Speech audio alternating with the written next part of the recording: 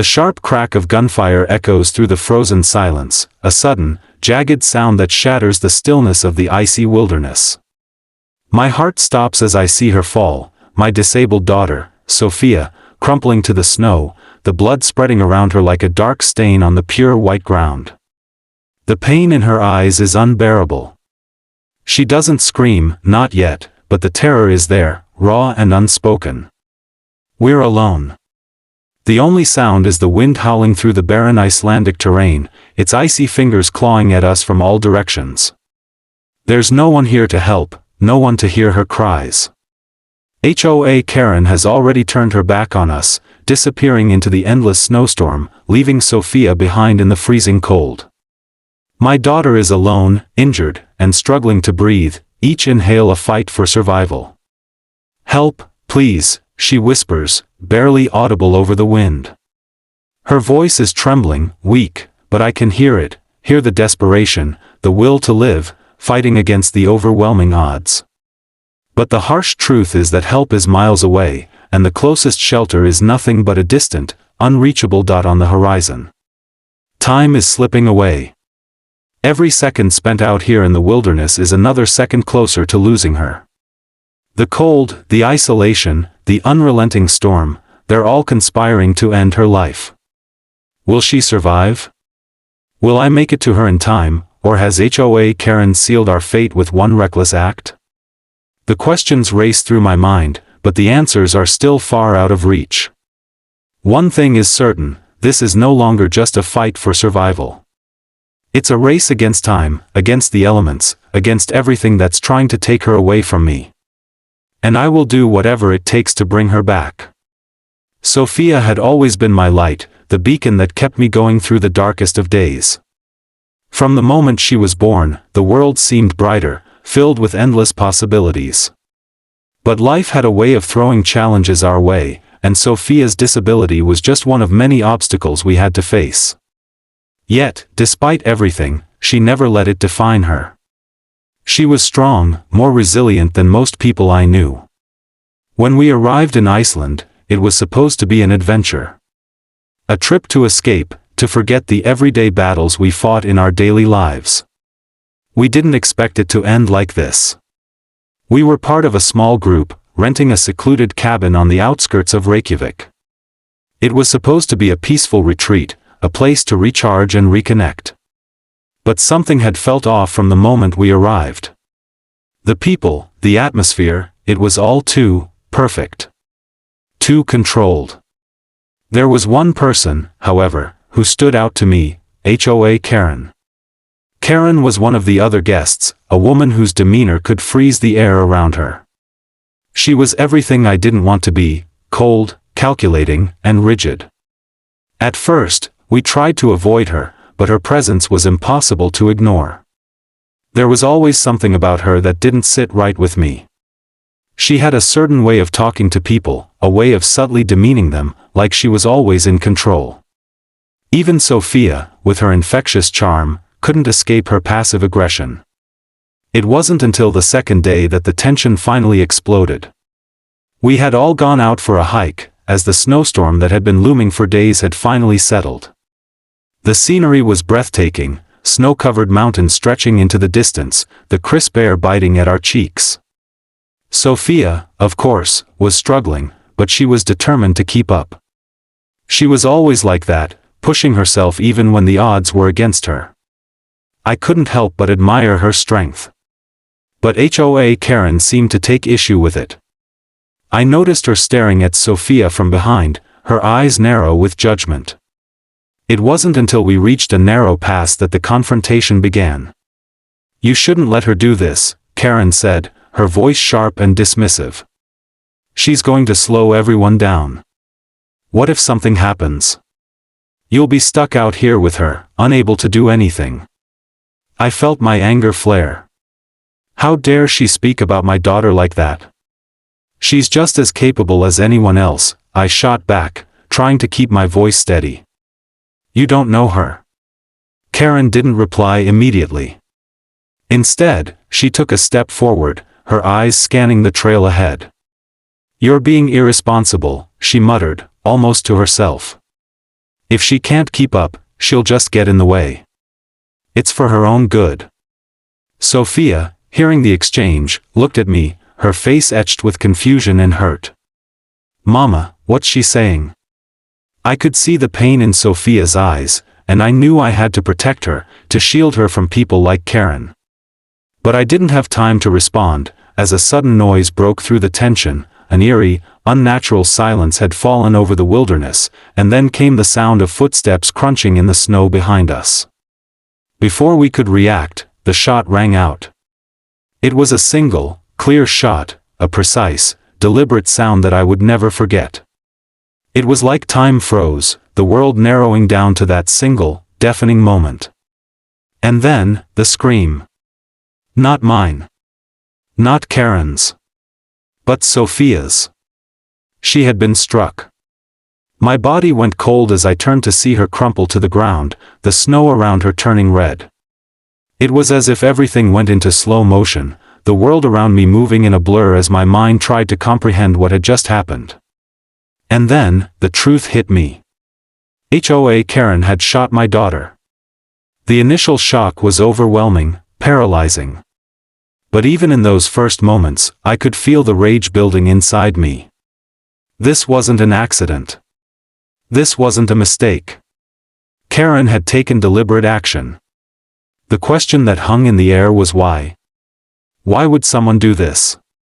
It wasn't until later that the pieces started to fall into place. HOA Karen had been obsessed with control. She believed in perfection, in order. And Sophia's disability, her vulnerability, it threatened that control.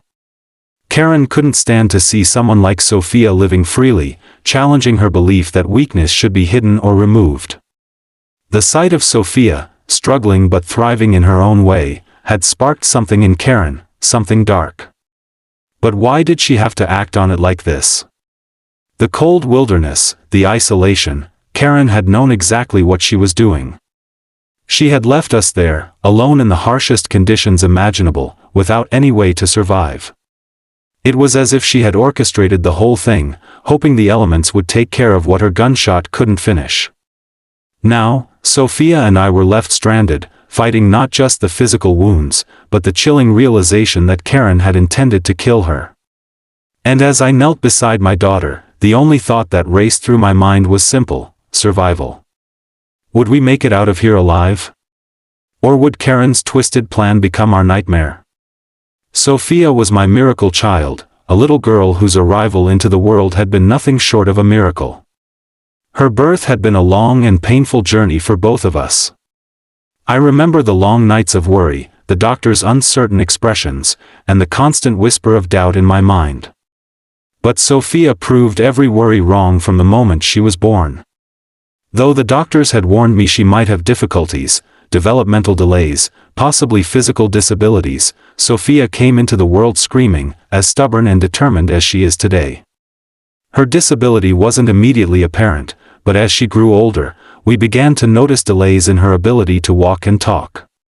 It wasn't like other children who took their first steps at the usual time. For Sophia, it took longer, and even then, the steps were wobbly, unsure. Yet, she never let it stop her. She'd pull herself up with determination, using whatever she could find: furniture, walls, anything. I often found myself marveling at her persistence. She would fall, and rather than stay down, she would get up again, her face set with that fierce determination. As Sophia grew older, the challenges became more apparent. Her legs were weak, her gait uneven, and even with the best therapies, her mobility was limited. We learned that Sophia had a condition that affected her motor skills and her balance, making everyday tasks harder for her than for most children.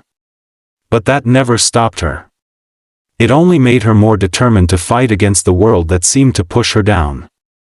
In school, Sophia was an anomaly, not fitting in with the other kids. While they ran and played, she often had to sit on the sidelines, watching, wishing she could join them. But instead of feeling sorry for herself, Sophia found other ways to engage with her peers. She became a master at helping her classmates with homework, listening to their problems, and offering advice beyond her years. She wasn't just the girl with a disability, she was the girl everyone wanted to be around. Her kindness and empathy drew people in, and slowly, the other kids started to see her for who she was, smart, funny, and filled with an unshakable spirit. It was hard to watch her go through life like this, seeing the stares of people who didn't understand, the whispers behind her back. But what hurt the most was when people assumed she wasn't capable. That she wasn't enough. The world has a way of boxing people in, labeling them, telling them where they belong, and Sophia fought that every day. She wasn't just my daughter. She was my teacher. She taught me that strength isn't about physical ability. It's about resilience. It's about refusing to accept the limitations that the world tries to impose on you. Sophia embodied that every single day. But it wasn't always easy. The world around her often made her feel small. There were times when she'd come home from school, frustrated and defeated, asking why she couldn't do the things other kids could. I'd always tell her the same thing: you don't have to be like them, Sophia. You are stronger than them in ways they don't even understand. And that's what Sophia did. She found her own way. She learned to adapt, to overcome. She had a scooter, a small device that helped her move faster when walking became too much, but even then, she never used it to get by easily. She'd push herself further and further, ignoring the pain in her legs, just to prove to herself that she could. I think back to the days when we would take walks together, slow but steady, as I held her hand. Sophia would talk to me about everything: her dreams, her struggles, the kids she had helped at school, the books she was reading. Despite the physical limitations, she was always so alive, so full of ideas. She had a dream to become a writer, something I always encouraged, though I knew that it would be harder for her than for most. I had no doubt that Sophia could do anything she set her mind to, but it didn't mean the journey would be smooth. And that was where Karen came in. From the moment she entered our lives, I could feel something was off. Karen wasn't like the other people we had met on our travels. Her presence was domineering, cold. At first, she seemed pleasant enough, but there was something about her that made my skin crawl. I noticed how she would sometimes glance at Sophia with that thinly veiled judgment in her eyes, as if she were watching a spectacle. I didn't know why she had such disdain for Sophia. Maybe it was her own insecurities, her need to control everything around her. Sophia, with her unfiltered joy and resilience, threatened that control. I remember a conversation between us, the first time she truly made her dislike for Sophia clear. "You spoil her," Karen had said, her voice cold, letting her think she can do everything. "She's not like the other kids. You're setting her up for failure." Those words stung, but I didn't let Karen see how much they hurt. Instead, I let them fuel my determination to protect Sophia even more. I would never let anyone belittle her, especially not someone like Karen. Sophia, on the other hand, never let Karen's coldness affect her. She simply smiled, made small talk, and continued on as if nothing were wrong. I admired her for that. It was part of what made Sophia so special, her ability to look past people's flaws and see the best in them, even when they didn't deserve it. As much as I wanted to shield her from people like Karen, I couldn't. And when that gunshot echoed through the frozen air, all of that hope, all of that strength, felt like it might shatter in an instant. But Sophia didn't shatter. She had never broken before, and I knew that in this moment, she wouldn't break now. Even in the face of death, Sophia had always been a fighter. And if she could survive all the struggles that life had thrown at her, she would survive this too. Because she was more than just her disability. She was a force, one that nothing could defeat. The pain in Sophia's face was unbearable to watch. She lay on the cold snow, her body trembling, her breath coming in ragged gasps. Blood spread around her like an ominous reminder of how quickly everything could unravel. The ice beneath us seemed to mock our desperation, silent and unforgiving. I crouched down next to her, doing everything I could to keep my emotions in check, but the reality of our situation hit me with every passing second. I had to act quickly. The shot had come from behind us, from the direction of the tree line, probably somewhere within a mile or two of the cabin we had stayed at. But there was no time to think about that now. My priority was to save Sophia. I had to get her out of this hell, out of this frozen wilderness, and back to safety. "Stay with me, Sophia," I whispered through clenched teeth, my voice barely audible over the howling wind. "You're going to be okay. I'm right here." She nodded weakly, but the pain in her eyes told me she was struggling to stay conscious. I could feel the weight of the cold seeping into my bones, but I pushed it away. There was no room for fear or doubt. Not yet. Not until I knew Sophia was safe. The snowstorm had picked up again, a violent gust of wind slapping the icy flakes against my face, stinging my skin. Visibility was almost zero, and every step I took seemed to sink deeper into the snow, making it harder to move quickly. But the worst part was the isolation. We were completely alone. There was no one to hear us. No one to help. Just the howling wind and the relentless cold. I grabbed Sophia's hand, trying to pull her to her feet, but she whimpered, a soft sound that cut through the storm. "I can't, Mama," she murmured, her voice weak. "I can't move my leg." I looked down, and the sight made my stomach churn. Her leg, her left one, was twisted at an odd angle, the skin already bruised and turning an unhealthy shade of purple. The blood seeped from her wound, freezing almost instantly as it hit the snow. The gunshot wound wasn't just dangerous, it was potentially life-threatening. I needed to get her to shelter. I needed to stop the bleeding. But the closest shelter was too far, and the storm was growing fiercer by the minute. It was like the land itself was conspiring against us, making every step feel impossible. I glanced around, my heart racing. The landscape was vast and empty, stretching on for miles.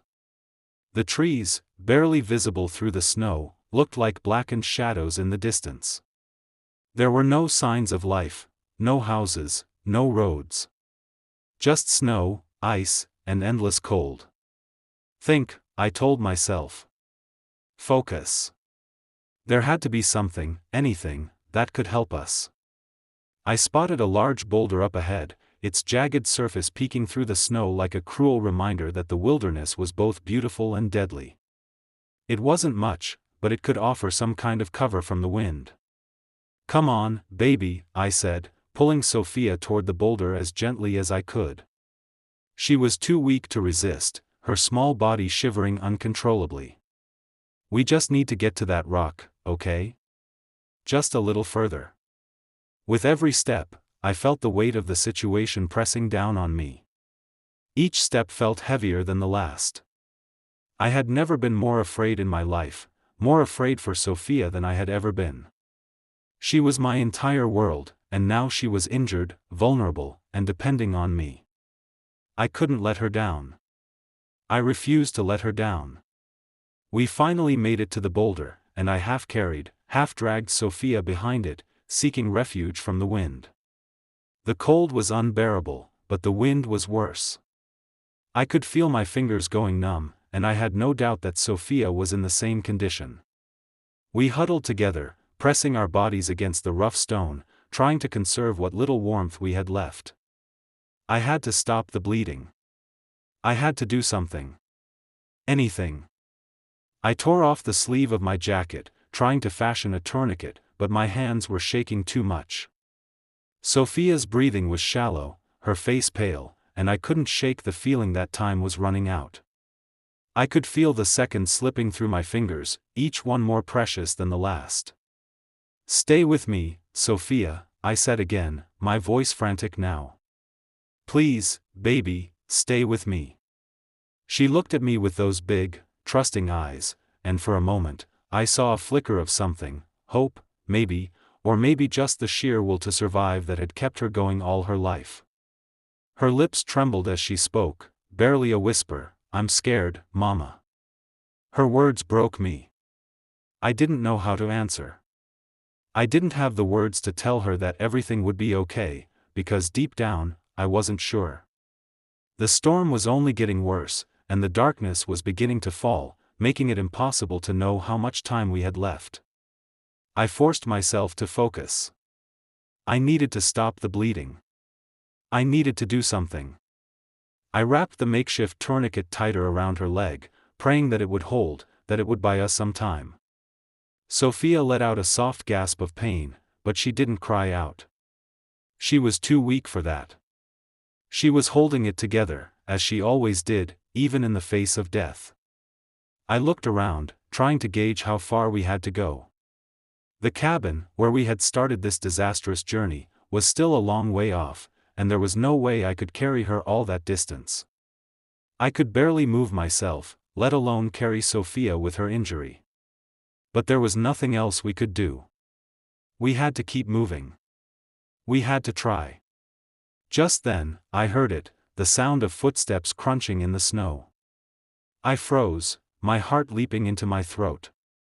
Was it someone coming to help? Was it someone who had heard the shot? But as I looked up, I saw her, HOA Karen, standing at the edge of the trees, her face expressionless. She wasn't running toward us. She wasn't offering help. She was standing there, watching, as though she were waiting for something. Waiting for us to give up. Waiting for us to die. I felt a surge of anger rise in my chest. How could she stand there, so cold and indifferent? How could she leave us like this? But there was no time for anger, no time for anything but survival. Karen! I shouted, my voice hoarse from the cold. Help us! She didn't move. She just stood there, her eyes cold and unfeeling. The storm was raging now, and I knew we couldn't stay here much longer. If we did, we wouldn't survive the night. I pulled Sophia closer to me, clutching her against my chest, feeling the weight of the world crashing down. We had to leave. We had to survive. And if Karen wouldn't help us, then we would have to rely on ourselves. With a final, desperate push, I began to move again, dragging Sophia forward, step by painful step, knowing that whatever happened next would determine whether we lived or died. The cold was unbearable now, sinking deep into my bones as we trudged through the snow, my heart pounding with every step. Sophia's small body was growing weaker in my arms, her breathing shallow and erratic. She had fallen unconscious hours ago, and I was running on fumes, my mind barely functioning as I struggled to keep us moving forward. Every inch felt like a mile, and with every step, it seemed like the storm was determined to take us down. My thoughts were clouded with fear, guilt, and frustration. The distance to the cabin seemed like an impossible dream. We'd been walking for hours, but each time I looked ahead, all I saw was more snow, more trees, more endless wilderness. There was no sign of hope, no glimpse of any kind of help. It felt like the world had turned its back on us, and I was losing my grip on everything. Then, just as I was about to collapse from exhaustion, something unexpected happened. Through the roar of the storm, through the deafening silence of isolation, I heard it. The faintest sound, a crackling noise in the distance, like the rustle of footsteps crunching through the snow, coming from behind me. I froze, heart racing. I looked around desperately, but all I could see were the trees and the thickening snowstorm. It had to be the wind. There was no one out here. No one to help us. But the sound came again, louder this time, a crunch, followed by a faint voice. A man's voice. Hello? Is someone out there? I couldn't believe it. I turned, my heart leaping with hope, and saw a figure stumbling through the snow towards me, his face obscured by a thick scarf and goggles. The man's movements were slow and unsteady, but there was no mistaking it, someone was coming to help. Over here! I shouted, my voice hoarse and desperate. Help us, please! The man seemed to hear me, and his eyes locked onto mine. He moved faster now, breaking through the snow with determination, his figure coming into focus. My heart was pounding in my chest, not from fear, but from the sheer relief of seeing another human being. someone who might save us. He reached us within minutes, pulling off his goggles and scarf. His face was weathered, his expression tense, but there was something about his eyes, something that told me he wasn't here by accident. He had been looking for us. "Are you okay?" he asked urgently, looking down at Sophia, who was still limp in my arms. His voice was calm but firm, the kind of voice that spoke of someone who had dealt with emergencies before. I don't know," I stammered, almost choking on my words. "My daughter, she's been shot. She's freezing. We're so far from safety." The man's eyes narrowed, taking in the situation. He didn't waste a moment. "We need to get her out of here, now." I nodded, too exhausted to argue, too grateful for his presence to care about anything else. The man immediately dropped to his knees beside Sophia, checking her pulse and quickly assessing her injury. He seemed to know what he was doing, his hands moving swiftly, but with careful precision. He tore open his jacket and wrapped it around her, trying to stabilize her as best as he could. "Her leg's broken," he muttered, "and the bleeding's not good, but we can't stay out here. The cold's the bigger danger now." He looked at me with a sharp gaze. "Can you move? Can you walk?" I wanted to say no. I wanted to collapse right there in the snow and give in to the overwhelming fatigue that had been clawing at me for hours. But I couldn't. Not when Sophia was in this condition. "Yes," I said, my voice strained. "I can walk. Just help her." Without hesitation, the man pulled Sophia onto his back, her small, fragile form draped across his shoulders like a lifeless doll. I could hear the faint sound of her heartbeat, too weak but still there. He turned to me and nodded. "Follow me," he said. "I know where we can go." We began to move, the man leading the way through the storm. I stumbled behind, my legs aching, my mind fogged by exhaustion and the cold, but I pushed myself forward. For Sophia. For her survival. As we walked, I caught glimpses of the man's face, his jaw clenched, his eyes scanning the snow-covered path ahead. There was a determination in his every movement, as if he knew exactly what he was doing. I felt a strange sense of trust in him, despite the uncertainty of everything around us. He had appeared out of nowhere, just when it seemed like all hope was lost, and now, he was our only chance. Minutes passed, though they felt like hours. The storm seemed to be closing in around us, but the man didn't slow down. Finally, through the swirling snow, I saw it. A small structure, barely visible, standing against the howling wind. A shack, small, worn, but a shelter nonetheless. "We're almost there," the man called, his voice breaking through the storm. "Just a little further." Hope flared in my chest. Could it be? Was this really happening? As we reached the shack, the man hurried inside, quickly setting Sophia down on the floor. I followed, collapsing next to her, my breath coming in ragged gasps. The warmth inside the shack was a shock to my frozen body, but it was also a small, fragile promise that we might just survive this. For the first time in what felt like days, I let out a breath I didn't realize I had been holding. The man wasted no time, pulling out a first aid kit and starting to work on Sophia's leg.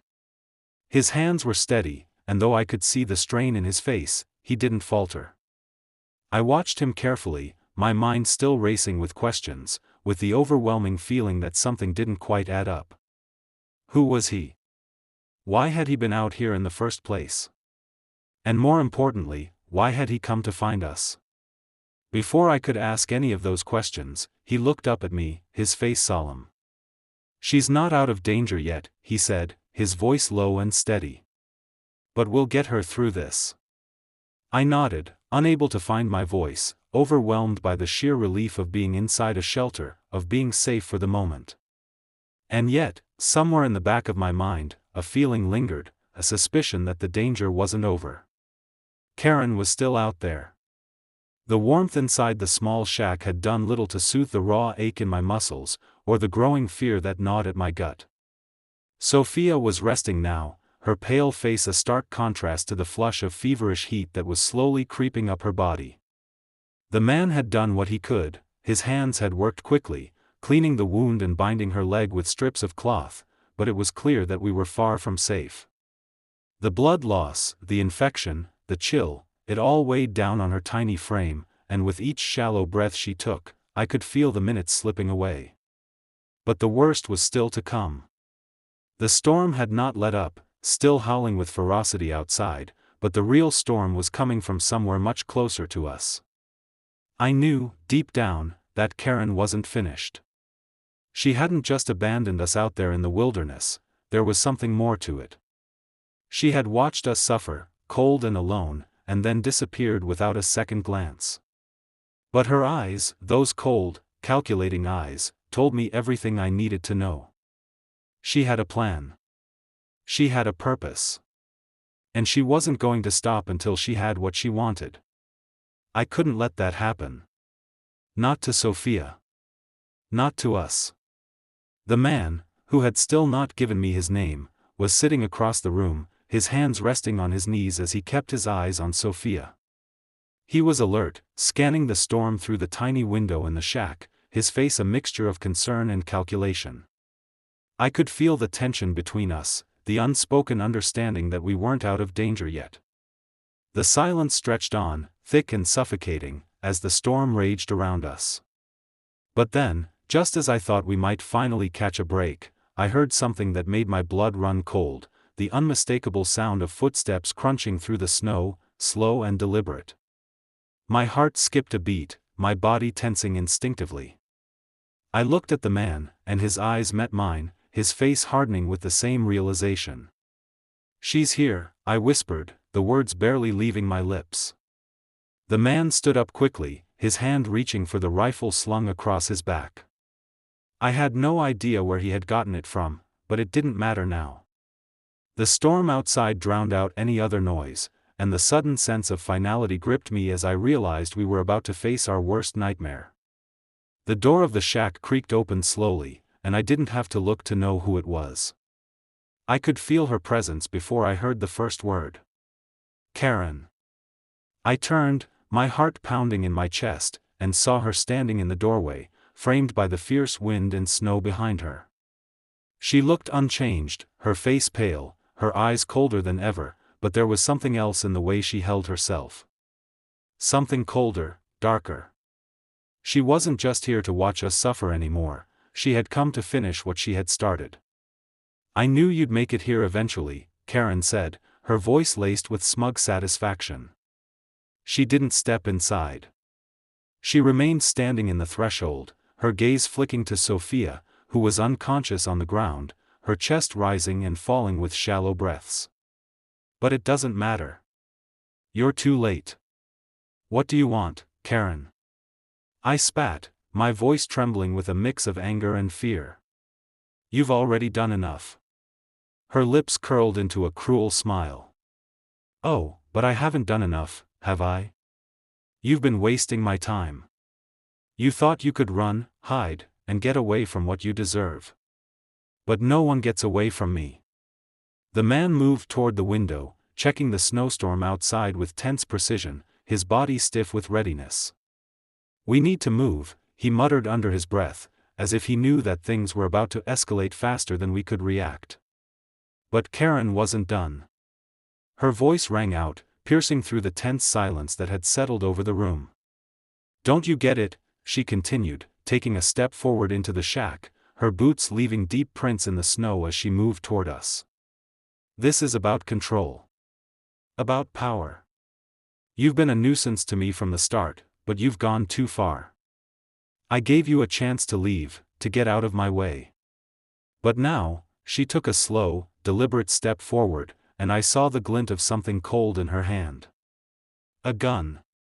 My heart leapt into my throat. My hand instinctively reached for the rifle the man had left behind, but my fingers felt numb and unsteady. "You've lost," Karen said, her voice low and dangerous. "And now, you're going to pay." I didn't think. I just acted. I lunged at her, my fingers closing around the rifle, but the man was faster. He grabbed my arm, pulling me back as I screamed at him to let me go. The gunfire had already rung out, the blast echoing inside the shack, deafening and brutal. I turned back to see Karen's expression change from smug satisfaction to shock. The bullet had missed us. The man had shot at the door frame to distract her, to break her concentration. And it worked. Before she could even react, the man was already moving, stepping between me and Karen. He was ready. Calm. But I could see the storm brewing in his eyes. He had no intention of letting her walk away. He had no intention of letting her hurt anyone else. "You don't belong here," he said, his voice a low growl. "And you're not going to take her." Karen laughed, the sound like ice scraping against metal. "You think you can stop me? I've already won. She's dead already, and you're next." The moment the words left her mouth, the man's rifle came up, aiming right at her. For a moment, everything stood still. There was nothing but the sound of the storm outside, and the cold, suffocating silence that filled the shack. Time seemed to slow as Karen's eyes flickered toward the man, toward the weapon aimed at her. Then, in a blur of motion, everything happened at once. Karen lunged forward, her hand pulling at the gun in her waistband, but before she could get close enough, the man fired again. This time, it was clean. Quick. Precise. She collapsed to the floor in a heap, her body limp, her gun slipping from her grasp. Silence followed, the storm outside now nothing more than an eerie backdrop to the chaos that had just unfolded. I could hardly breathe, my pulse racing in my ears, my body trembling from the shock of it all. I looked down at Sophia, still unconscious on the ground, and then back at the man. He was still standing, his rifle lowered now, his face unreadable, but I knew the truth. We had survived. We had escaped the nightmare Karen had created for us. But as I looked at Sophia, her fragile form resting so peacefully, I knew that this wasn't the end. The battle may have been won, but the scars of what had happened, of what Karen had tried to take from us, would never fade. The quiet that followed the gunfire was unsettling, like the world was holding its breath, waiting for the next move. I stood frozen, the weight of what had just happened settling on my shoulders, making it harder to breathe. The storm outside still raged, its howling winds barely penetrating the walls of the shack, but inside, everything had changed. Karen's body lay still on the floor, her chest no longer rising and falling, her eyes wide open but vacant. I couldn't feel relief yet. The fear that had gripped me for so long hadn't fully released its hold. I looked over at the man who had saved us, who had pulled us out of the abyss, and felt a strange mixture of gratitude and confusion. Who was he? How did he know we needed help? And why had he risked his life to come out here, to find us when the storm was so fierce? His hand remained on the rifle, his knuckles tight around the cold metal, though his body had relaxed slightly. The tension in the air hadn't dissipated entirely, but it had shifted. He lowered the weapon, checking on Sophia again. His eyes flicked to me briefly, acknowledging my presence without words. His expression was unreadable, but his actions spoke louder than anything. He was here to make sure we survived, and that was all that mattered for now. I moved slowly toward Sophia, my body still shaking with the adrenaline that had flooded me moments before. I knelt beside her, running my hand over her forehead, brushing away the strands of hair that clung to her damp skin. Her breathing was still shallow, but her pulse had steadied. She was alive. That was all that mattered. "We're okay," I whispered, more to myself than to her, trying to believe it. "We're okay." But even as I said the words, the reality of what had happened sank in. My daughter had been shot, left to die in the wilderness by someone who had no regard for human life. The memory of Karen's cold, indifferent face as she stood there, watching us struggle, was still vivid in my mind. I couldn't shake the image of her eyes, her calculated movements, as if we were nothing more than pawns in a twisted game she had created for herself. I closed my eyes, pushing the thought away. We had survived. We had made it out of the worst possible situation, and we were still standing, still breathing. And for now, that was enough. The man moved to the small window again, peering outside into the swirling white chaos. I couldn't tell if he was waiting for something, someone, or if he was just lost in thought. I didn't know what was going through his mind, but I didn't have the energy to ask. My only focus now was Sophia, and making sure she had a chance to heal, physically and emotionally. He turned back to me, his voice low and steady. We can't stay here much longer. The storm's not letting up, and we need to get out of this place before someone else comes looking. The words hit me hard. The reality of our situation hadn't quite sunk in yet. Karen's death had been necessary. I had no doubt about that. She had been a threat to us, to Sophia's safety. But the weight of taking a life wasn't something I could ignore, even in self-defense. I didn't know if I was ready to deal with that, but I couldn't focus on it now. I had to keep my eyes on the present, on the things that would keep Sophia safe. Where will we go? I asked, my voice hoarse. There's a small village about 5 miles east, he said, glancing down at Sophia again. It's not much, but they have a clinic. I've been there before. They can help. I nodded, not knowing what else to say. I didn't question how he knew about the village or why he had been in the wilderness in the first place. All that mattered was that he had helped us survive. He had pulled us out of the storm when it felt like we were beyond saving. Thank you, I said softly, my voice barely above a whisper. The man looked at me, his expression unreadable. I didn't do it for you, he said simply. I did it for her. He motioned toward Sophia, his voice softening just slightly. I don't know what you've been through, but you can't let this break you. You have to keep moving.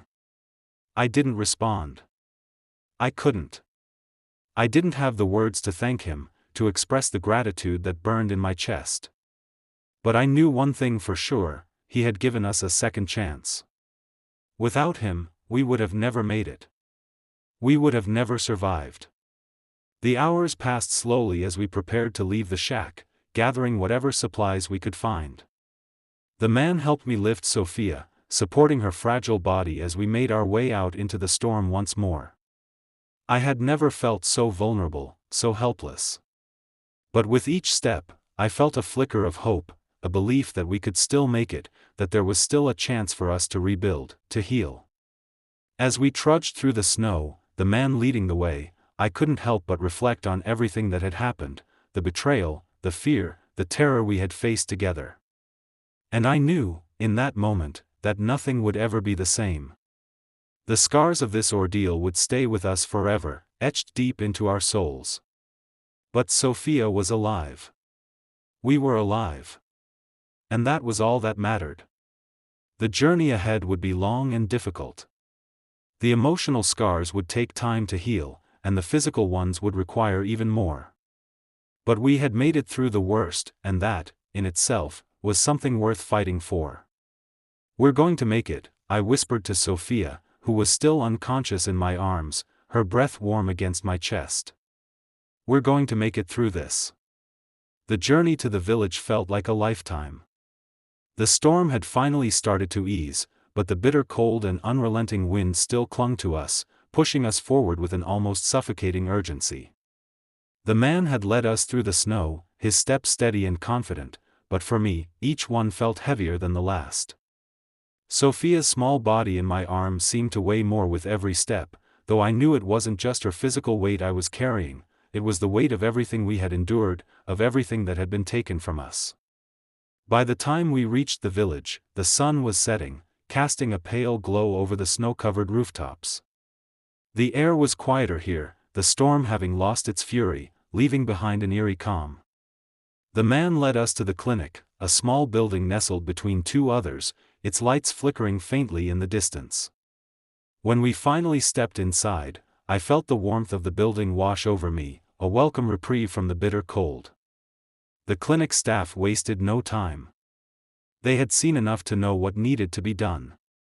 Sophia was immediately taken into one of the rooms, and I could hear the muffled sounds of voices as the medical staff worked on her. The man stayed by my side, his presence steady, but I could feel the distance growing between us. He had done what he could, brought us this far, but I knew he wouldn't stay much longer. He had never asked for thanks, never once sought recognition for what he had done. He was a stranger, after all, and yet he had saved us. I wanted to thank him, to say something that would somehow express my gratitude, but the words felt too small, too insignificant for everything he had done. Instead, I turned to him, my voice thick with emotion. "You saved us," I said quietly, my throat tight. "I don't know how we can ever repay you for that." He glanced at me, his expression unreadable, but there was a flicker of something in his eyes, something that told me he understood. He nodded, though he didn't say a word. He didn't need to. His actions had spoken louder than anything he could have said. After a long, tense few hours, the doctor finally came out of the room. He was a tall man with a kind face, but there was no hiding the fatigue in his eyes. He gave me a reassuring smile, though I could tell that Sophia's condition was still critical. "She's stable," the doctor said, his voice firm but gentle. "It was a close call, but she's strong. With time and care, she'll recover." Relief washed over me like a wave, and for the first time in what felt like forever, I allowed myself to breathe. Sophia was going to be okay. The storm had passed, both outside and inside my heart. The man didn't stay long after that. He gave me a brief nod and headed for the door, leaving me to process everything that had happened. I wanted to ask him more, to understand why he had been out there in the first place, but I knew there was no time for that. He had done his part, and now, he was leaving, just as quietly as he had arrived. As I sat by Sophia's side, holding her hand and watching her sleep, I couldn't help but reflect on everything that had led us to this point.